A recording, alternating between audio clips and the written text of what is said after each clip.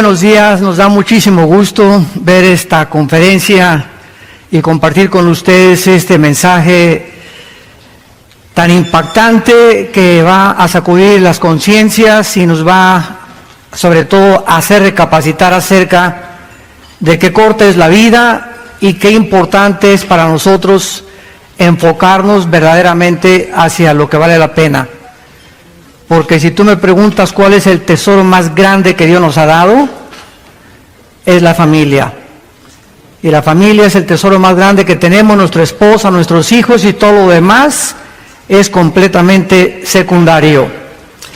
En esta semana, el presidente de Estados Unidos, Donald Trump, hizo un anuncio que ha puesto y ha sacudido la mayor parte de las naciones, principalmente a más de 22 millones de árabes, al declarar que Jerusalén es la capital del Estado de Israel y que la embajada que se encuentra actualmente en Tel Aviv, como las embajadas de más de 86 naciones que en 1986 fueron sacadas de Jerusalén, va a volver otra vez a establecerse en la ciudad de Jerusalén.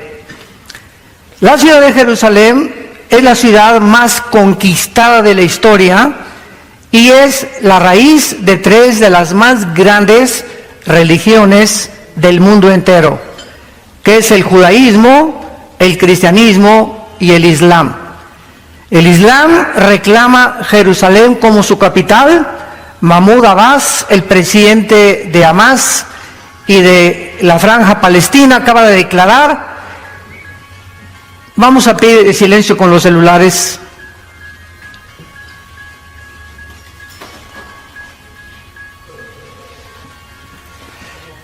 Y estamos tratando de poder compartir con ustedes la importancia que tiene estas declaraciones, porque acaban de declarar, ¿verdad?, que pues no, Jerusalén no es la capital de Israel, es la capital de los palestinos. Aun cuando los palestinos comenzaron a existir en 1962, porque no hay tal cosa como una raíz de palestinos, ni tampoco un trasfondo, ni una nación, sino que en 1962 un hombre llamado Yasser Arafat fundó la Organización para la Liberación de Palestina, y los palestinos simplemente son los árabes que antes de 1948, lo cual voy a desarrollar un poco más tarde, estuvieron ocupando durante casi 1500 años, cuando estuvieron en el exilio los judíos, y reclaman a ellos, aun cuando el libro sagrado del Corán no menciona Jerusalén una sola vez. ¿Cuál es el problema que nos encontramos actualmente? El mundo va a estallar una guerra tremenda, de acuerdo al libro que tengo en mis manos, que se llama la Biblia. Este libro contiene los registros más antiguos de física, de genética, de química, de biología, de arqueología, de antropología, de literatura, de poesía y de cualquier disciplina académica que tú me quieras mencionar. Durante estos 40 años que tenemos compartiendo este mensaje, en septiembre de este año cumplimos 40 años de levantar este libro a las naciones, no he encontrado a una sola persona en la mayor parte de las naciones donde hemos dado estas conferencias que se atreva a decirme qué libro es más importante y más grande que la Biblia. Haz esta pregunta a físicos, astrofísicos, ateos, agnósticos, políticos, deportistas, artistas, y la persona que se atreva a decir que hay un libro mejor que la Biblia no sabe lo que está diciendo, o ignora profundamente el contenido de este compendio de 66 libros que nos dan realmente las respuestas que nunca la ciencia nos va a responder. ¿De dónde venimos? ¿Quiénes somos? ¿Y hacia dónde nos dirigimos? La ciencia no puede decirnos de dónde venimos, porque para que sea científico tiene que ser repetitivo. Entonces la ciencia especula, teoriza, tienen hipótesis, como la teoría del Big Bang, pues parece que fue un accidente, y el colmo es, ¿verdad?, asegurar y repetir la mentira de hace más de un siglo, que venimos de Chita, que somos la selección natural de los animales o especies más evolucionadas, cuando no existe, damas y caballeros, señores maestros de la escuela, una sola evidencia científica de una mutación a otra mutación. ¿Pero por qué se enseña esto? Simplemente porque no hay manera de descubrir de dónde venimos, ni cuál es el origen del universo, ni cuál es el destino del ser humano, porque somos hombres imperfectos, somos una raza caída. Entonces necesitábamos la revelación de Dios, que Él bajara a este mundo hace 2000 años, que muriera en una cruz, que fuera enterrado y que fuera resucitado a los 3 días, para que pudiéramos nosotros tener la certeza inequívoca de que hay vida después de la vida y que Jesucristo es el Hijo de Dios. Realmente estamos viviendo, de acuerdo a la Biblia, la recta final, la última generación. ¿Qué tan cerca nos encontramos de nuestra propia autodestrucción? Porque el diagnóstico que Dios hace de la raza humana en la Biblia es exactamente como la raza humana se ha comportado en los últimos 6000 años que tenemos de historia. ¿Podemos nosotros mencionar señales que realmente nos encontramos en la última generación? ¿Qué diferencia tiene la Biblia del Tripitaka de Buda, de los Vedas, de los persas, del Islam, del Corán y de los tantos libros sagrados que existen? Es increíble las evidencias proféticas con una exactitud del 100% que la Biblia nos ofrece. Es el primer libro que fue impreso en la imprenta de Gutenberg, la Biblia. Es el libro más traducido a más idiomas, a más lenguajes y a más dialectos que cualquier otro volumen de literatura. Y es el libro que nos ofrece realmente la esperanza que nosotros tenemos y que tú puedes tener esta mañana, que si tú mueres algún día, tú puedes volver a vivir eternamente con el Hijo de Dios. En el Evangelio de Mateo capítulo 24, a Cristo se le acercaron los discípulos hace 2000 años, haciéndoles 3 preguntas.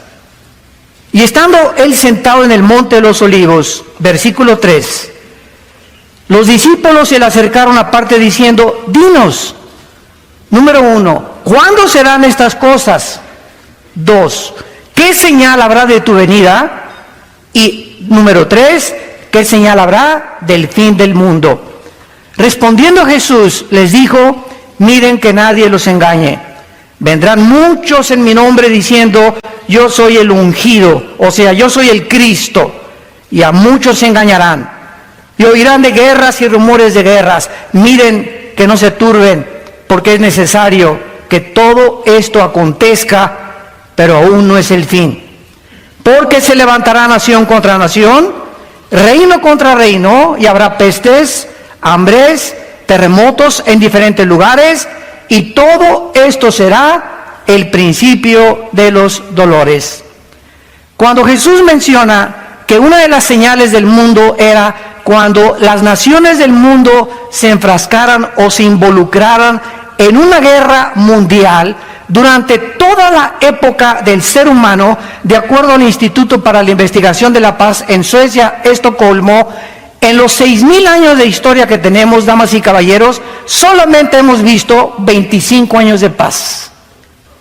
25 años de paz, de acuerdo al Instituto para la Investigación de la Paz, en Estocolmo, Suecia, que el ser humano ha vivido en paz. Toda la historia del ser humano son guerras. Desde que Caín asesina a su hermano Abel con una mandíbula de un burro. Desde entonces el ser humano es un ser humano contra el otro, blancos contra amarillos, negros contra blancos, católicos contra protestantes, etcétera, etcétera. Es una guerra étnica, un racismo entre nosotros impresionante por la maldad que existe dentro del corazón y el egoísmo de hacernos creer que somos superiores a los demás. Esto es importante porque fue hasta 1914, cuando por primera vez, aun cuando siempre ha habido guerras, hasta el siglo XX, en 1914, se enfrascan nación contra nación y tenemos 4 años de la Primera Guerra Mundial. 1917, Nikolai Lenin comienza a hacer la revolución bolchevique comunista, entramos 20 años casi después a la Segunda Guerra Mundial y podríamos decir que a partir del siglo XX, de la Primera Guerra Mundial, la raza humana o la historia humana ha entrado en la recta final que terminará antes de que este siglo culmine. Esto es importante porque al mismo tiempo que en el siglo XX fueron 2 guerras mundiales, el siglo XX es el siglo donde más conocimiento el ser humano ha obtenido, lo cual se profetizó hace 2500 años en un libro del profeta hebreo que se llama Daniel. Hace 2500 años, en el capítulo 12 de este profeta hebreo, en el versículo 4, escuchen lo que él recibió como revelación. Y le dijo así un ángel de Dios: Daniel, cierra las palabras y sella el libro hasta el tiempo del fin. Muchos correrán de aquí para allá y el conocimiento se aumentará.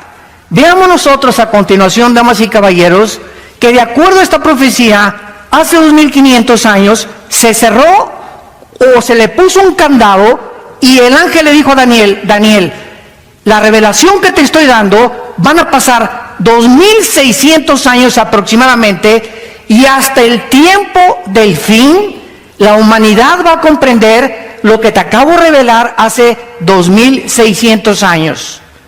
Veamos a continuación que desde Adán y Eva, damas y caballeros, saltamos del burro al motor de gasolina hasta el siglo XX.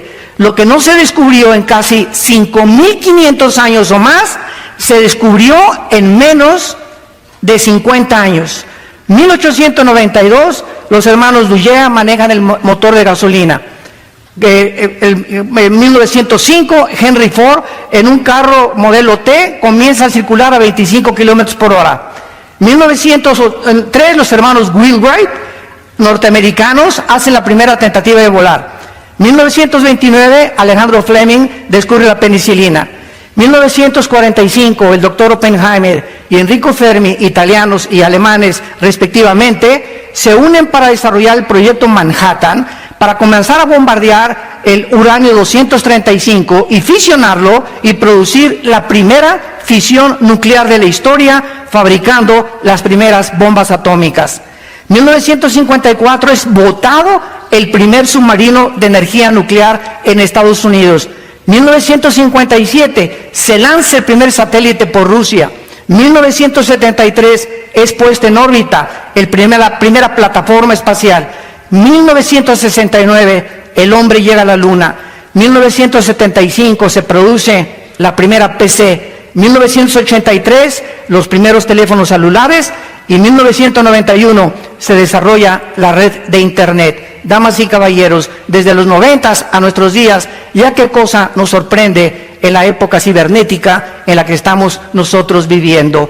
Escuchen esto: en el siglo XX se inventaron los focos, la aspirina, los plásticos, la insulina, la televisión, el radio, los trasplantes, el chip de silicio, el rayo láser, el refrigerador, el cine, la píldora anticonceptiva, la lavadora, los teléfonos celulares, el iPhone, el iPad, etcétera, etcétera.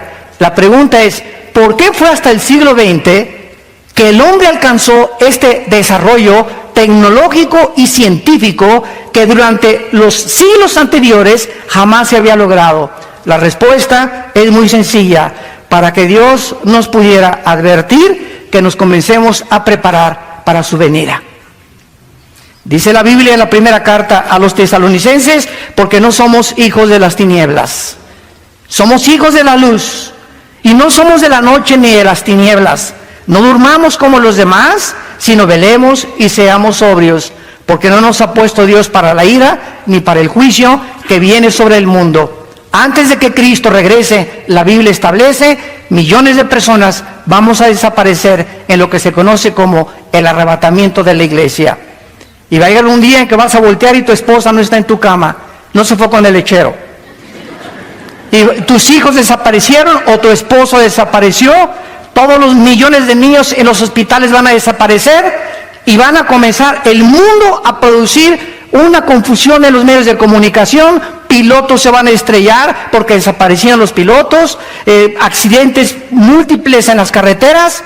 ¿Y qué creen ustedes que va el mundo a comenzar a responder ante la desaparición de millones de personas.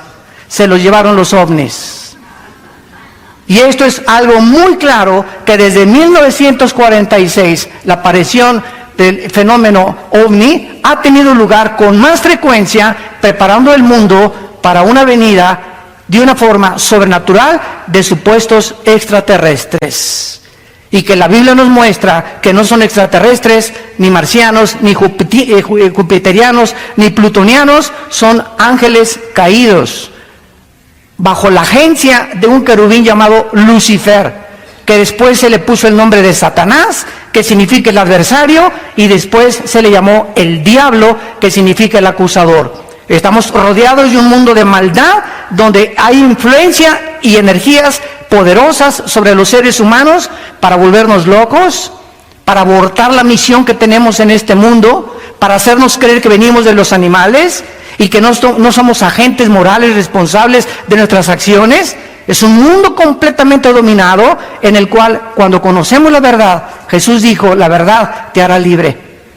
Y no es hasta que conoces la verdad en Jesucristo que tu mente será engañada e irás de botella en botella, de mujer en mujer, de negocio en negocio, de filosofía en filosofía, cienciología, que el Calimán, y que la cientología, y que esto y el otro, y que la dianética, etcétera, etcétera. Y el mundo está perdido y se siguen oyendo las palabras: yo soy el camino, la verdad y la vida. Las palabras del Hijo de Dios. Dios quiere que nosotros sepamos que el conocimiento que el hombre ha adquirido en el último siglo ha sido una de las señales principales de que nos encontramos al final de la historia. Pero lo más irónico de esto es que en el siglo XX, donde más conocimiento científico y más avances tecnológicos el hombre alcanzó, escuchen esto, es el siglo donde más ateos surgieron. Antes del siglo XX, Blaise Pascal, astrofísico francés, cristiano; Isaac Newton, el que descubrió las leyes de la gravitación, cristiano; Einstein confesó que él creía en Dios; Louis Pasteur, Kepler y todos estos científicos, Galileo Galilei, que casi la Iglesia Católica lo crucifica por decir que el Sol no circulaba la Tierra, sino que es la Tierra la que circula alrededor del Sol, eran cristianos. ¿Qué pasó en el siglo XX?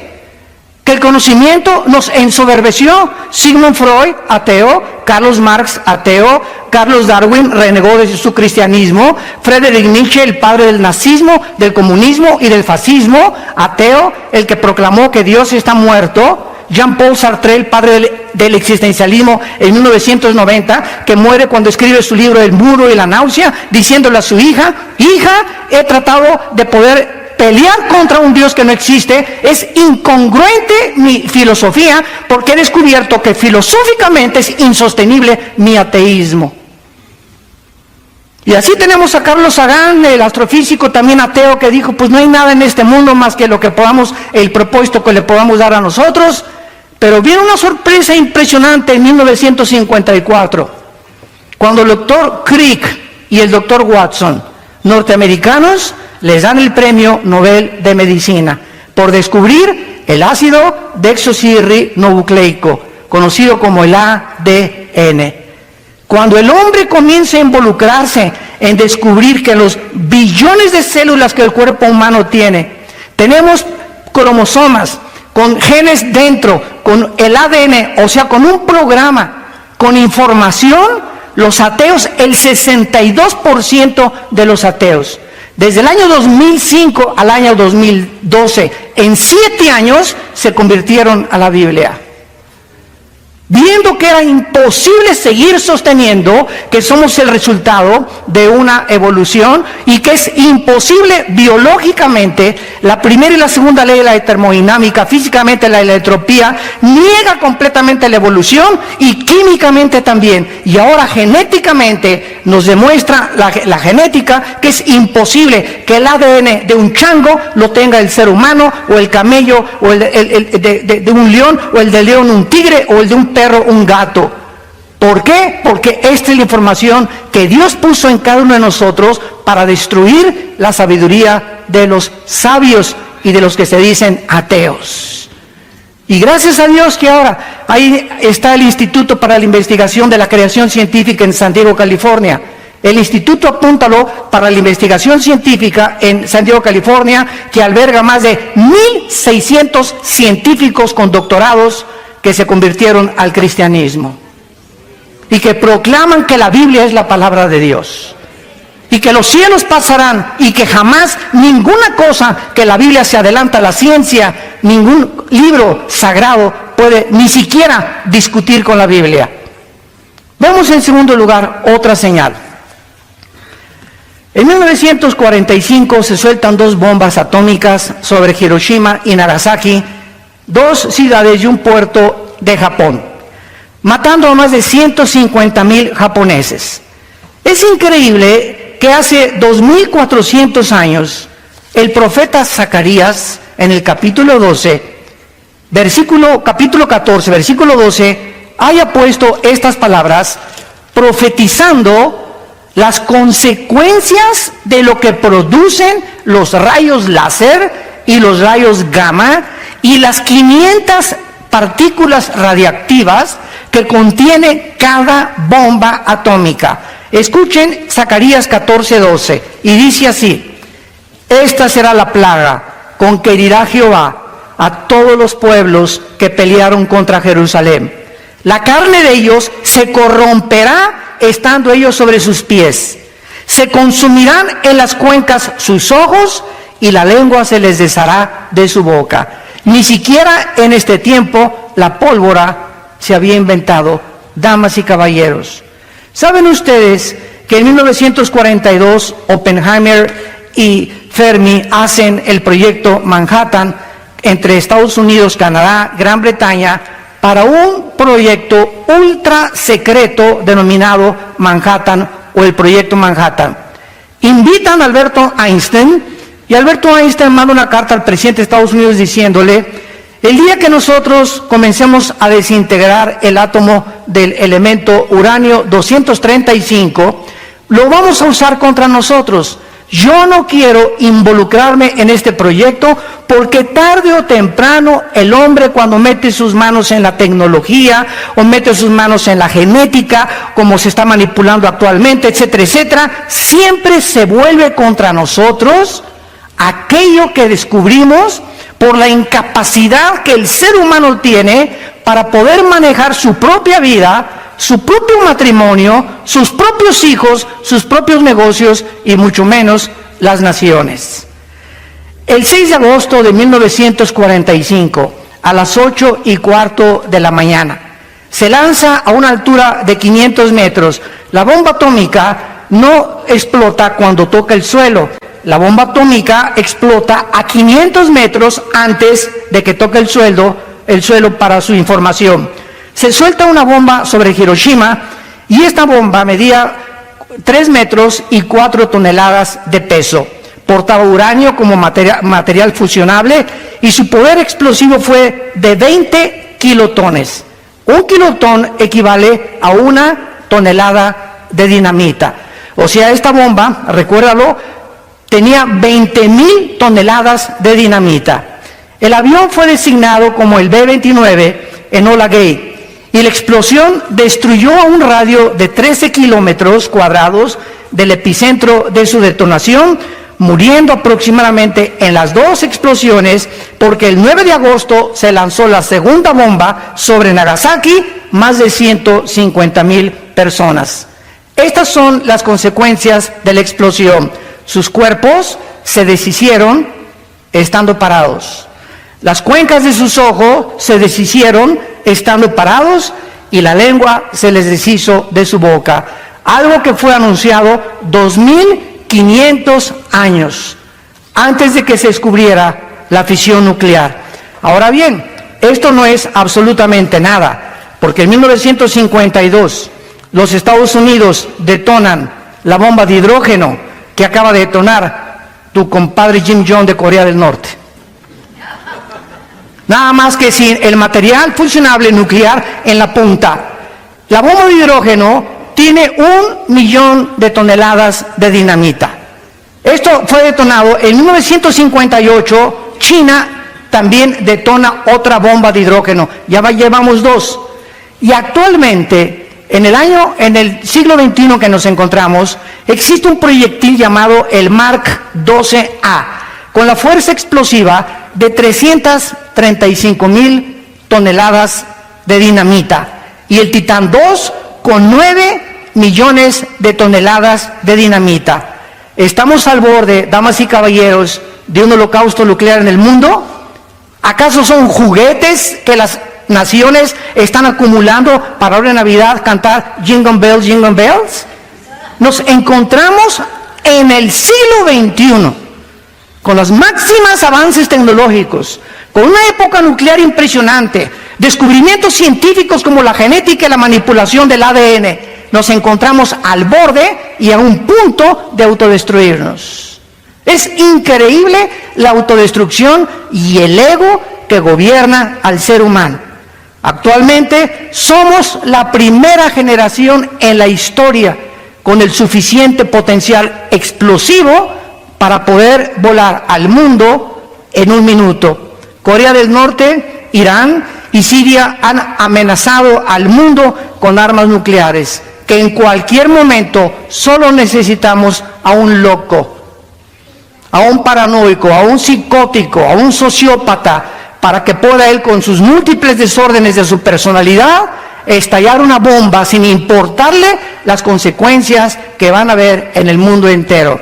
Y es interesante que en el libro del Apocalipsis, en el 4º sello, en el capítulo 6, la Biblia profetiza que en esta explosión que puede haber próximamente, tal vez hoy en la noche, tal vez mañana, o tal vez el mes que entra, o tal vez en el año 2018, escuchen esto, el daño que va a causar. Esto fue escrito hace 2000 años por el apóstol Juan. Fue el último de los apóstoles de Cristo, murió de 95 años de edad, exiliado por el emperador Vespasiano en la isla de Patmos, que se encuentra junto al mar Egeo. Cuando ustedes vayan a Jerusalén o a Grecia, nunca se pierdan este viaje a la isla de Patmos. Ahí se encuentra la tumba donde murió el apóstol Juan y donde Dios le reveló el Apocalipsis, que significa descorrer el velo o correr la cortina, o Dios nos abre la ventana para que veamos el futuro de la humanidad. Y escuchen lo que dice Apocalipsis 6, versículo 8. Miré y un caballo amarillo, y el que lo montaba tenía por nombre Muerte, y el infierno le seguía, o el Hades. Y le fue dada potestad sobre la 4ª parte de la tierra, para matar con espada, con hambre, con muerte y con las fieras de la tierra. Damas y caballeros, ¿cuántos habitantes poblamos el mundo actualmente? Aproximadamente somos 7.5 billones de personas en el mundo, de acuerdo al último almanaque. Aquí estamos hablando que la 4ª parte de la humanidad va a morir. ¿Saben cuántas personas hay desde Alaska hasta la Patagonia en el continente americano? No pasamos de las 1.500 millones de personas. Entonces estamos hablando que cuando esta guerra estalle, es lo más seguro que el continente americano vamos a desaparecer con todo y Querétaro. ¿Por qué les digo esto? Porque en la Biblia no aparece Querétaro. En la Biblia no aparecen los Estados Unidos de Norteamérica. A pesar de que desde 1945 Estados Unidos de Norteamérica ha tenido la supremacía militar, política y económica del mundo, compitiendo en la Guerra Fría con la Unión de Repúblicas Socialistas Soviéticas del 52 al 90-91, Estados Unidos no aparece en la Biblia. Y lo más seguro es que, como en la Biblia aparecen las naciones que van a sobrevivir a la última guerra, son las naciones, la mayor parte de Europa, algunas de Asia y del Medio Oriente. El continente americano desaparece completamente. Así que, ¿verdad? Prepárate para encontrarte con tu Dios, y si es a través de una guerra nuclear, nosotros ya tenemos lista la maleta para irnos el día que sea. Dice la Biblia que ahora nosotros encontramos la tercera señal acerca de que nos encontramos en la recta final. Cuando el último zar de Rusia, Nicolás II, un misionero se acercó a él y le hizo esta pregunta, el zar: dime una prueba de que existe Dios. El misionero le dijo al último zar de Rusia, Nicolás II, Israel. Cuando el zar oyó la palabra Israel, comenzó a cuestionar desde luego al misionero con mucho más preguntas, y la mayor parte del mundo ignora que Israel, que es el tamaño de Nueva Jersey, Estados Unidos, es un botoncito en el Medio Oriente, rodeado por más de 20 naciones árabes con más de 25 millones de personas, es la única civilización étnica en la sociología, la única civilización que ha sobrevivido o sobrevenido a todos los babilonios, a los griegos, a los egipcios, a los caldeos. Todos han desaparecido en las arenas del desierto, pero Israel, el 14 de mayo del siglo pasado, de 1948, ante los ojos expectantes de la humanidad, en un solo día se constituye en el Estado libre, soberano e independiente de Israel, nombrando a David Ben Gurión el primer ministro y convirtiéndose en el centro de la manzana de la discordia, principalmente Jerusalén, hasta el siglo XXI en que nos encontramos. En el libro de Amós, en el Antiguo Testamento, capítulo 9, otro profeta hebreo se hizo esta profecía acerca de que Israel tenía algún día, después de ser exiliado, cuando el general Tito, hijo de Vespasiano, el emperador romano, en el año 70 después de Cristo, llegó a Jerusalén y no dejó piedra sobre piedra. Arrasaron completamente Jerusalén. Escuchen esto, y desde el año 70 después de Cristo hasta el 14 de mayo de 1948, los judíos fueron esparcidos por el mundo entero y se mezclaron con los españoles, con los italianos. Hay mexicanos judíos que no lo saben que son judíos, costarricenses, nicaragüenses, negritos, etíopes, etcétera, etcétera. Se dispersaron las 10 tribus que los asirios en el año 700 antes de Cristo se llevaron cautivos a Siria.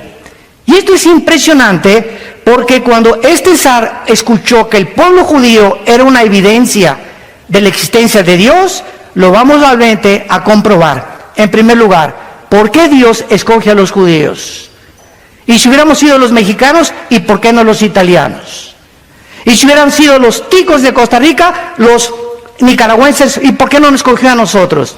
La cuestión es la siguiente: Dios en su soberanía escoge a un pueblo para formarlo sobrenaturalmente, porque el pueblo judío nació de la esposa de Abraham, Sara, cuando ella tenía 90 años y los ginecólogos le dijeron que era estéril.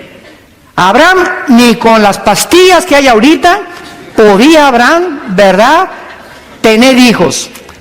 Y entonces Dios sobrenaturalmente, ¿verdad?, permite que Sara sea embarazada, y es la única nación que ha nacido por eso sobrenaturalmente, por el propósito que Dios tenía para enseñarnos al final de la historia. Entonces, en segundo lugar, Dios escoge a los judíos para que a través de ellos tuviéramos 66 libros que forman el compendio de las Sagradas Escrituras, y para que a través de los judíos, y no hubiera ninguna otra alteración, todos los autores de la Biblia, menos el doctor Lucas, que era gentil, eran todos hebreos. Número 3, Dios escoge a los judíos para que a través de este grupo étnico naciera el Mesías prometido, Jesucristo, el Hijo de Dios. Cuando Jesucristo hace su aparición en la escena mundial, Jesucristo tenía que demostrar que Él descendía genéticamente de Abraham y de Adán, para poder identificarse con todos nosotros. Esta es la razón por la cual cuando José y María estaban comprometidos y ya estaban listos para irse a Cancún de luna de miel, se le aparece un ángel a María y le dice: María, tu esposo no va a tener nada que ver en el embarazo que vas a tener. Ella se espantó y dijo: ¿cómo es posible que me pueda embarazar si José y yo estamos comprometidos? Y entonces el ángel en el Evangelio de Lucas y el Evangelio de Mateo le dicen a María, el santo ser que va a nacer en tu vientre será hijo del Altísimo y le pondrás por nombre Yeshua, que significa Jesús el Salvador. Ahora bien, damas y caballeros, hasta 1954, escuchen muy bien, hasta 1954, cuando se descubre el ADN, la gente comienza a entender por qué José no se pudo meter con María. ¿Por qué el Hijo de Dios no podía nacer como tú y yo nacimos? Y entonces se descubre que las mujeres tenemos 46 cromosomas los hombres y 46 cromosomas las mujeres. Pero las cromosomas del óvulo o sexuales de la mujer son 23 cromosomas. Y las 23 cromosomas del cromosoma o del esperma del varón, apúntalo. La mujer tiene 2 cromosomas XX. El hombre tiene cromosomas XY. Y estas cromosomas son las que determinan el género masculino o femenino. Tú eres varón y yo soy varón porque mi padre, cuando tuvo relaciones con mi mamá, fue el cromosoma Y el que fertilizó el óvulo de mi mamá y nacimos varones. Y tú eres mujer porque el cromosoma X de tu papá fertilizó las 2X de tu mamá y naciste mujer. En otras palabras, las mujeres no tienen el cromosoma Y, solamente tienen 2X, el hombre tiene el Y. Ahora, ¿qué fue lo que pasó? La Biblia dice, cuando se descubren las leyes de la genética o de la herencia, en 1860 por Gregorio Mendel, que comenzó a hacer experimentos con chicharitos y que hay una transmisión de generación en generación, las uvas son uvas, las papayas son papayas, algo hay en la semilla, hay una información en las hormigas, en los gatos, que se transmite el color de los ojos, el tamaño, las minerales, en fin, todo lo que contiene codificado el ADN. Entonces se descubre cuando las leyes de la herencia que todos hemos heredado de nuestros padres el color de los ojos, unos las orejas de papalote de la abuelita, otros, ¿verdad?, hasta el carácter, eres igual de berrinchudo que tu papá. Entonces la ciencia corrobora que las leyes de la herencia están escondidas en el ADN. Ahora la Biblia es el único libro que nos dice que hemos heredado también algo espiritualmente, porque somos espíritu, tenemos un alma y vivimos dentro de un cuerpo de acuerdo a la Biblia. Somos espíritu, tenemos un alma que es la mente, la voluntad, los sentimientos, el intelecto y el cuerpo, el envase que día a día de acuerdo a la ley de la entropía se está deshaciendo. Entonces la Biblia dice que hemos heredado una enfermedad, una infección que William Shakespeare le quiso llamar el defecto trágico. Carlos Marx, la lucha de clases. No, si el Estado proletariado derriba a la burguesía, se va a justificar y va a haber igualdad y equidad en la sociedad. Sigmund Freud, no, el problema del ser humano es la infancia y la sexualidad de la infancia. Y todos han tratado de atribuirle alguna raíz a la razón por la cual nos comportamos como nos comportamos. La Biblia le llama pecado. En pecado hemos sido nacidos, Salmo 55, Romanos 3:23, y fuimos nacidos destituidos, muertos, lejos de la comunión con Dios. Desde Adán hasta nuestros días nacimos desconectados de la fuente de energía. Y como estamos desconectados de la fuente de energía, hemos buscado en el alma, en la mente, pues cosas altruistas y alcohólicos anónimos, marihuanos anónimos, psicología, psiquiatría, cientología, religiones, buscando alguna manera de poder otra vez reencontrarnos con algo que nos dice que trasciende nuestra capacidad pensante y que tiene que haber algo fuera de nosotros, pero como no sabemos qué es, aunque sabemos que trasciende, ese Dios al que muchos adoran sin conocerle, es el que Jesucristo nos vino a revelar. Y hasta que tú encuentras a ese Dios que en tu alma, yo lo busqué en el comunismo, en la dialéctica materialista, lo busqué en la psicología, en la psiquiatría, me quería ir de monje budista a los Himalayas cuando tenía como 20 años, quería rapar mi ser Hare Krishna también. En fin, ¿verdad? Todos buscamos algo, ¿por qué es vivo? ¿Por qué existo? Y fue lo que Sócrates anticipó hace aproximadamente 2200 años. Pienso, luego existo. Existo, luego vivo. Vivo, tiene que haber una causa. Esta causa no está dentro de mí. Esta causa tiene que estar fuera de mí. Entonces, a esa causa fuera de mí le llamo el Dios desconocido. Al que las religiones adoran sin conocerle, es al que Jesucristo nos vino a reconciliar y hacernos regresar al corral de las ovejas. Esta es la maravillosa vida de Jesucristo. Y es cuando nosotros comenzamos a entender claramente por qué Jesucristo tenía que venir de los judíos. Escuchen esto. Tú vas a España y busca tu árbol genealógico. O busca de dónde viene el apellido Chipaltroco. O el apellido X. Y vas a encontrar 4 o 5 generaciones, con excepción de los reyes de Holanda, de España, de Inglaterra, etcétera, etcétera, de Suecia. Hay muy poca gente que sabe quiénes fueron sus tatarabuelos. Se pierde completamente y se desvanece con la historia. Jesucristo es el único ser humano de quien se puede trazar su genealogía desde Adán en la Biblia. Cuando yo comencé a estudiar teología y me dieron el doctorado, me atribulaba. Hijo de tal, hijo de tal, hijo de tal. ¿Para qué me sirve a mí? Hijo de tal, hijo de tal, hijo de tal, hijo de tal, hijo de tal. Y dije, no, le voy a voltear la página, enséñeme otra cosa, le decía a mis maestros yo. Hasta que descubrí un día claramente por un maestro que me dijo, ¿sabes por qué Dios guarda las genealogías en Lucas y en Mateo de Jesucristo? Para que Él pudiera demostrar con sus credenciales a los judíos y a los árabes que Él venía y descendía de Abraham. Porque Dios le dijo a Abraham, en Isaac te será la descendencia, no en Ismael, no en la tribu de los demás, a través de Judá de David de Salomón, y así vemos toda la genealogía hasta la Virgen María. Y la Virgen María descendía de Salomón, el hijo de David, que vino a través de Abraham para que supiéramos nosotros que Él era el Mesías prometido por Dios.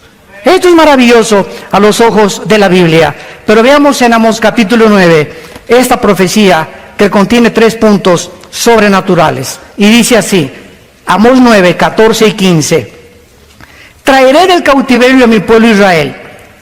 Edificarán las ciudades, las habitarán, plantarán viñas, beberán el vino de ellas, harán huertos, comerán el fruto de ellos. Pues los plantaré sobre su tierra y nunca más serán arrancados de su tierra que yo les di, ha dicho Jehová Dios tuyo. Cuando los judíos regresan casi después de 2000 años a la tierra de Israel, no había un solo árbol plantado.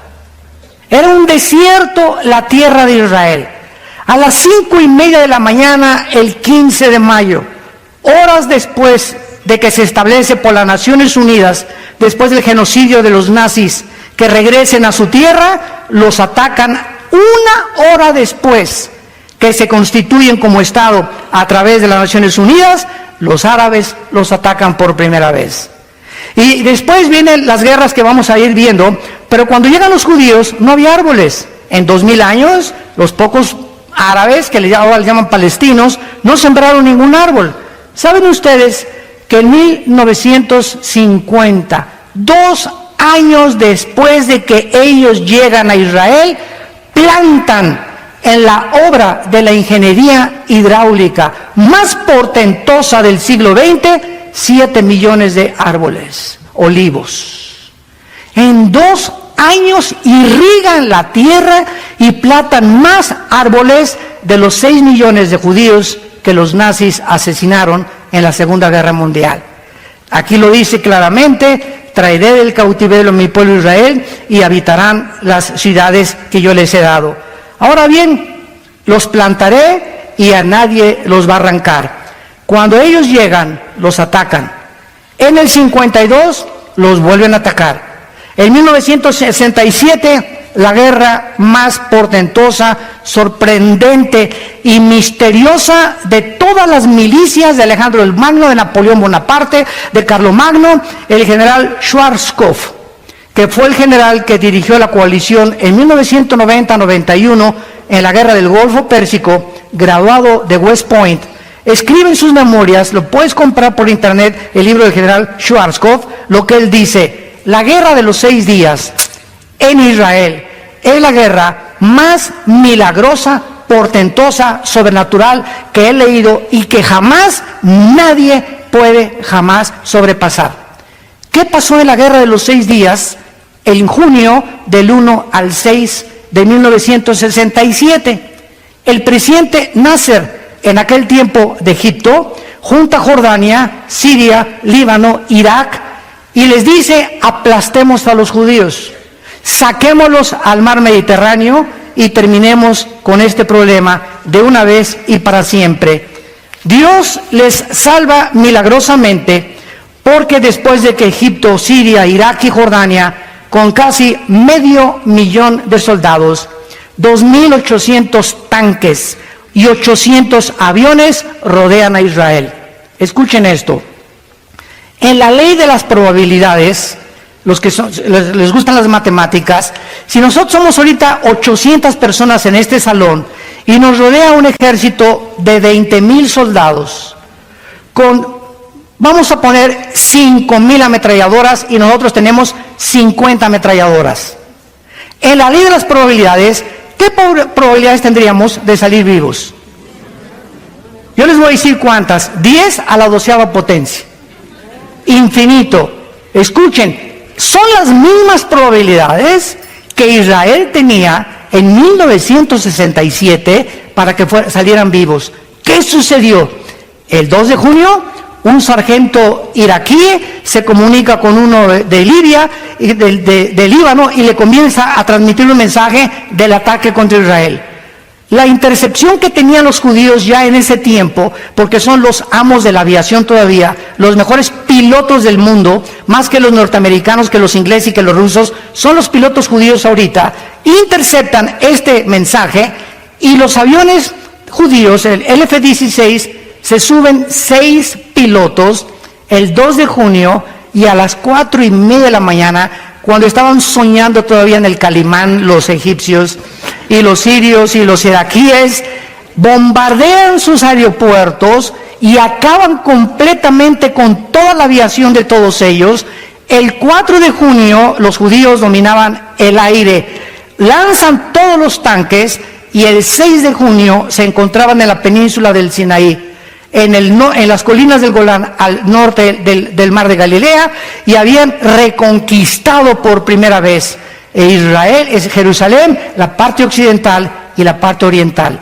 El general Moshe Dayan, que fue el que dirigió esta operación de guerra, se levanta, ¿verdad?, alaban a Jehová y le dan gracias a Dios, y las Naciones Unidas les mandan un mensaje: por favor, retírense de la colina del Golán, retírense de Egipto, porque si no se arma otra guerra y vamos a partir Jerusalén en 2 secciones.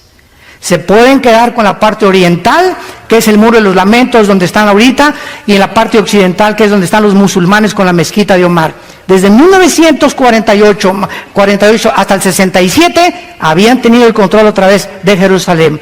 Damas y caballeros, qué impresionante que hayan terminado la guerra en estos 6 días. ¿Saben por qué acabaron el 6.º día? Porque el 7º tenían que descansar.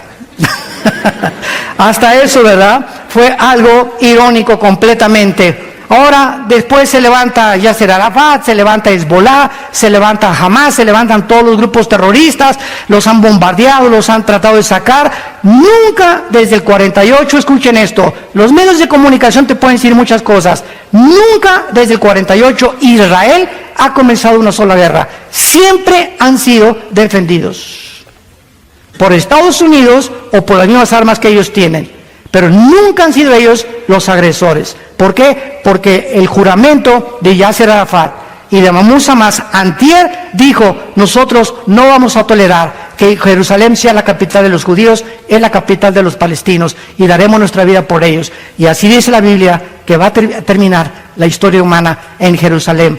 Escuchen lo que dice Zacarías capítulo 12, otro profeta de hace 2600 años. Dice en Zacarías capítulo 12, versículo 2 y 3: pongo a Jerusalén por copa que hará temblar a todos los pueblos del alrededor contra Judá, en el sitio contra Jerusalén. En aquel día yo pondré a Jerusalén por piedra pesada. A todos los pueblos y todos los que se la cargaren serán despedazados. Bien que todas las naciones de la tierra se juntarán contra ella. Esto fue escrito hace 2500 años, cuando ellos no habían sido todavía dispersados, cuando no habían regresado otra vez, pero estaba el profeta diciendo que Jerusalén sería la mecha que encendiera la tercera guerra mundial. ¿Y en qué año estamos? 2017. ¿Y cuál es ahorita la manzana de la discordia en el mundo? Jerusalén. Damas y caballeros, aquí está. Aquí está la palabra de Dios. Exactamente cada siglo, cada año, cada década que pasan los acontecimientos científicos relevantes, tecnológicos, geopolíticos, la Biblia se adelanta para demostrarnos que solo Dios puede darnos el futuro y asegurarnos con la exactitud del 100% que en 2000 años que la Biblia existe, nunca ha habido nadie que pueda atacarla o decir, hay una contradicción. Cuando esa persona, tarde o temprano, descubre que su problema es de él, es mental, no entiendes por qué es la mente de Dios. Y cuando estudias teología, descubres la razón de por qué Dios hace las cosas que hace. Y esto es maravilloso, porque nos encontramos precisamente al final de esta historia, cuando en cualquier momento la historia va a terminar. Y cuando tu tiempo y tu vida ya no tienes más oportunidad de poder decirle a Dios, perdona mis pecados, entra en mi corazón, te recibo como mi Señor y Salvador. Tal vez hoy es para muchos de ustedes la última vez que Dios les ha hablado. Y no es como me dijo un ateo hace algunos años, oiga señor, doctor Alducin, es que yo necesito más evidencias de que existe Dios. Le dije, son las mismas palabras que dijo Carlos Sagan antes de morir, el ateo astrónomo. Es que si hubiera más evidencias de que Dios existe, creería en Dios. Le dije, agarre un libro de genética por el amor de Dios y vea que el ADN no puede ser, es imposible que pueda existir información sin una inteligencia.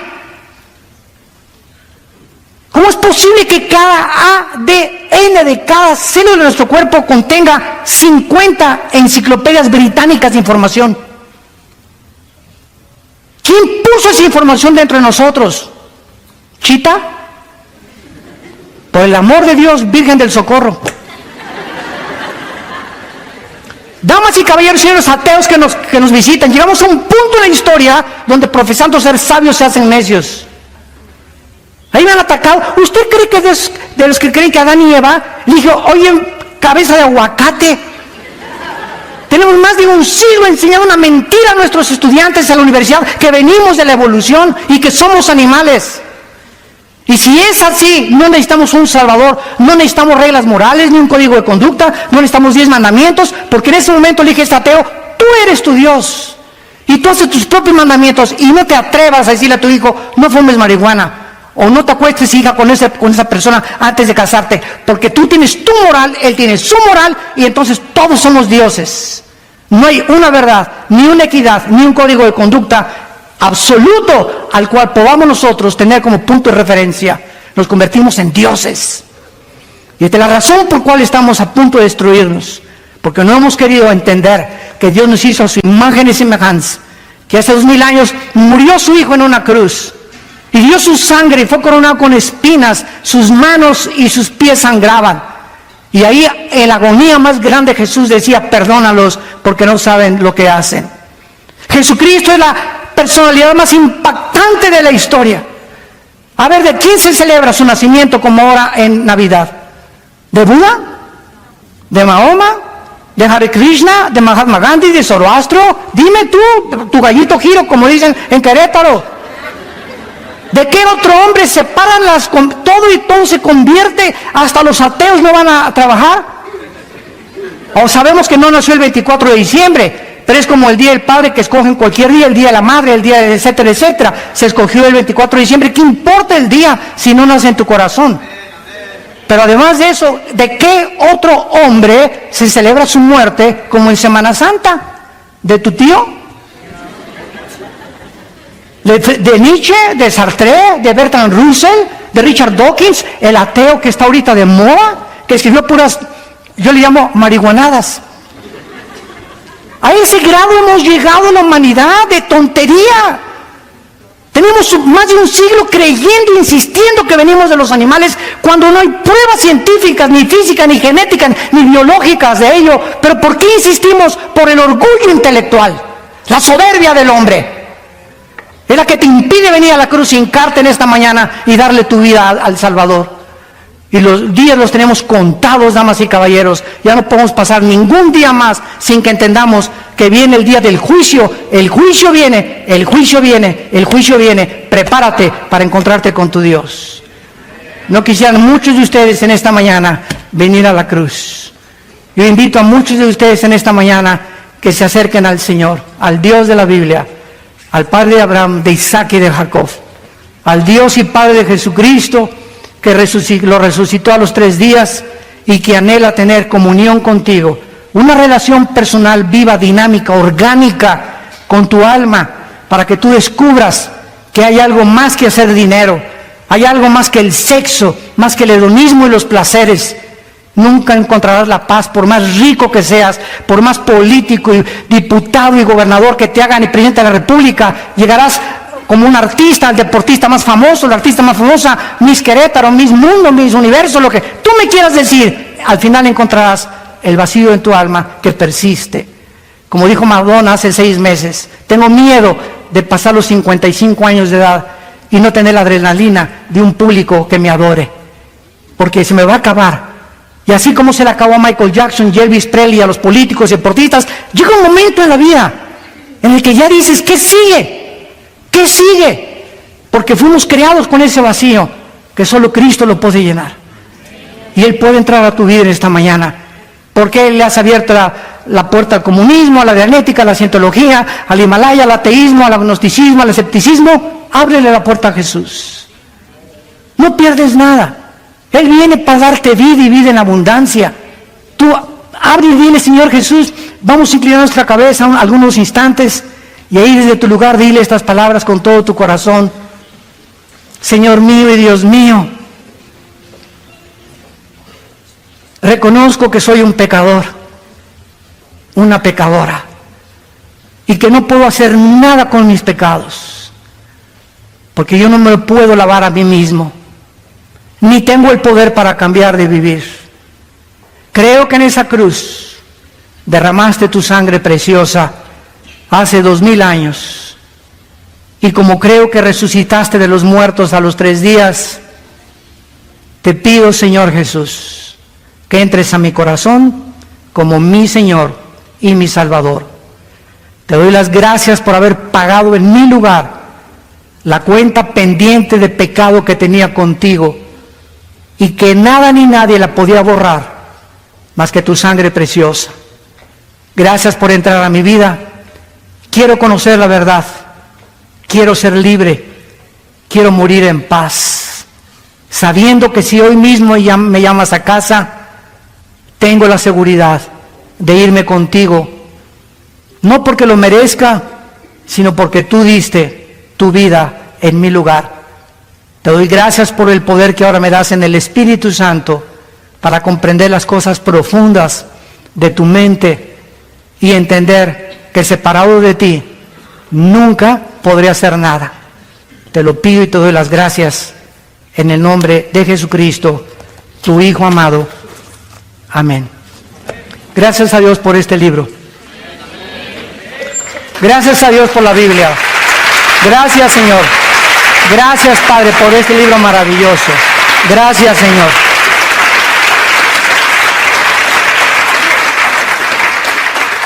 Todas las personas que en esta mañana hayan hecho esta oración, no hay ninguna persona que Cristo haya llamado a escondidas. Todas las personas que Jesús las llamó públicamente. Saqueo, el chaparrito, bájate del árbol y sígueme. Mateo, déjame tu mesa de impuestos y sígueme. Los pescadores, vengan y síganme. Dejando sus redes, le siguieron. Si tú en esta mañana acabas de hacer esta oración por primera vez, invitando a Jesucristo a tu vida, ahí desde tu lugar, yo te invito a que te pongas de pie. Párense todos los que hicieron esta oración por primera vez. Gracias a Dios. No cuánta gente. Que Dios los bendiga. Gracias, Señor. Gracias, Padre. Gracias, que Dios la bendiga. Gracias, que Dios lo bendiga. Gracias a Dios. Gracias. Gracias, muchas gracias. Qué lindos jóvenes, gracias. Oh jóvenes, acuérdense de su juventud.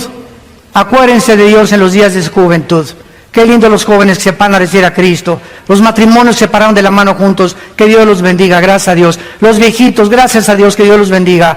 Ya tienen la visa hoy en la noche para el otro lado. Garantizada por la sangre de Jesucristo. Gracias a Dios. Dios te bendiga también, gracias a Dios. Gracias por tu vida. Dichosos y felices los pobres en espíritu, porque ustedes verán a Dios.